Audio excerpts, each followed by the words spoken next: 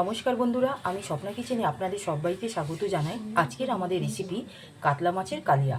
আমরা এখানে কাতলা মাছের কালিয়ার জন্য 500 গ্রাম কাতলা মাছ ভালো করে কেটে ধুয়ে পরিষ্কার করে নিয়েছি। এবার মাছের মধ্যে যা যা উপকরণগুলি দেবো সেগুলো আপনাদের একবার দেখিয়ে নেব। মাছগুলো আমরা এখানে ম্যারিনেট করে নেব। ম্যারিনেটের জন্য আমরা নিয়েছি এখানে হলুদ নিয়েছি, আমরা এখানে হাফ চা চামচের মতো হলুদ গুঁড়ো দিলাম। নুনটা দিলাম এখানে আমরা 1 চা চামচের মতো।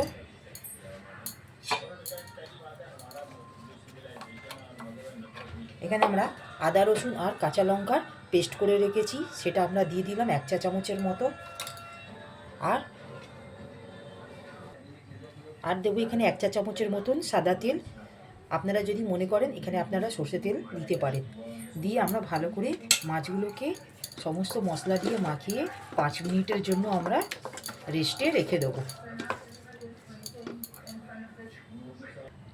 এখানে আমরা গ্যাসের ওভেনে কড়াটা বসিয়ে দিয়ে গ্যাসটা আমরা এখানে অন করে নেব। গ্যাসটা অন করে নিয়ে এখানে আমরা সর্ষের তেল দিয়ে দিলাম মাছটা ভাজার জন্য। তেলটা এখানে আমাদের গরম হয়ে গেলে এক এক করে আমরা মাছগুলো লাল করে এপিট ওপিট করে ভেজে নেব। তেলটা গরম হয়ে গেছে, আমরা এক এক করে মাছগুলো ছেড়ে দেবো। এখানে আমরা মাছগুলো লাল করে প্রত্যেকটা মাছ আমরা ভেজে নিয়েছি।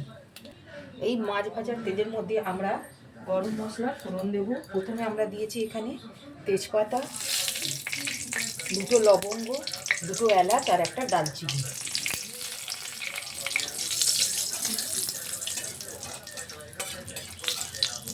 ফোড়নটা ঠিক আমাদের পুড়ে গেছে। ঠিক এই স্টেজে আমরা এখানে কুচনো পেঁয়াজ একটা বড় সাইজের নিয়েছি, সেটা আমরা দিয়ে দিলাম।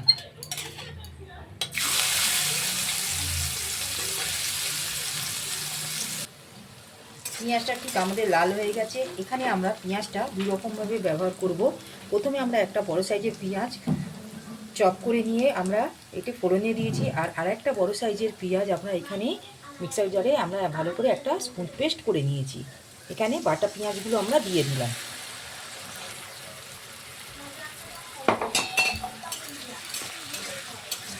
পেঁয়াজটা দিয়ে বাটা পেঁয়াজ আমরা ভালো করে 1 থেকে 2 মিনিটের মতন কষিয়ে নেব, যাতে পেঁয়াজের কাঁচা গন্ধটা না থাকে। এখানে আমাদের পেঁয়াজটা ঠিক ভাজা হয়ে গেছে, ঠিক কাঁচা গন্ধটা ঠিক এই স্টেজে নেই। আমরা এখানে আদা রসুন কাঁচা লঙ্কার যে পেস্টটা বেটে রেখেছিলাম সেটা আমরা দিয়ে দিলাম এখানে 2 চামচের মতো।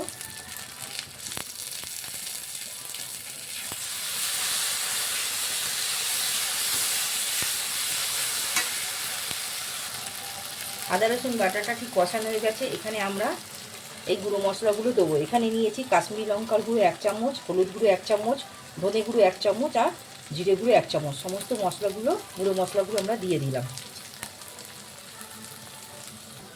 ঠিক নুনটা আমরা এখানে এই স্টেজে দিয়ে দেবো। এখানে আমরা এই 1 চামচের মতো নুনটা দিয়ে দিলাম। দিয়ে মশলাগুলো 1 থেকে 2 মিনিটের মতন ভালো করে কষিয়ে নেবো, যাতে কাঁচা গন্ধটা না থাকে। মশলাটা ঠিক আমাদের ভাজা হয়ে গেছে। ঠিক এই স্টেজে আমরা এখানে চপ করে রাখা এখানে আমরা টমেটো নিচ্ছি, সেগুলো দিয়ে দেব।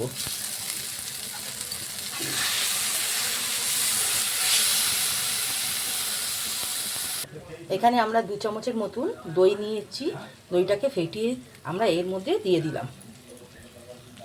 আমরা এখানে দইটা এই মশলার মধ্যে দিয়ে ভালো করে আমরা 1 থেকে 2 মিনিটের মতন কষিয়ে নেব।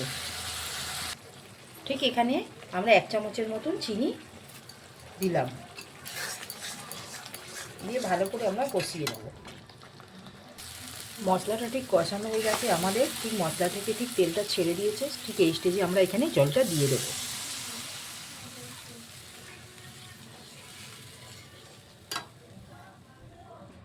এখানে আমরা জলটা দিয়ে ঢাকা দিয়ে দিলাম। গ্রেভিটা 1 থেকে 2 মিনিটের মতন ফুটিয়ে নেব। ঢাকাটা খুলে আমরা দেখে নেব। বন্ধুরা দেখুন, গ্রেভিটা ঠিক আমাদের ফুটে উঠেছে। ঠিক এই স্টেজে আমরা এখানে মাছগুলো দিয়ে দেবো।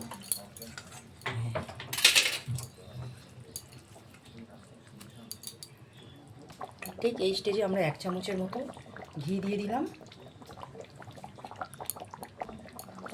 আর 1 চামচ গরম মশলার গুঁড়ো। আর এখানে হাতের কাছে সামান্য ধনেপাতা ছিল, সেটা আমরা দিয়ে দিলাম। বন্ধুরা, আমাদের ঠিক এখানে কাতলা কালিয়াটা তৈরি হয়ে গেল।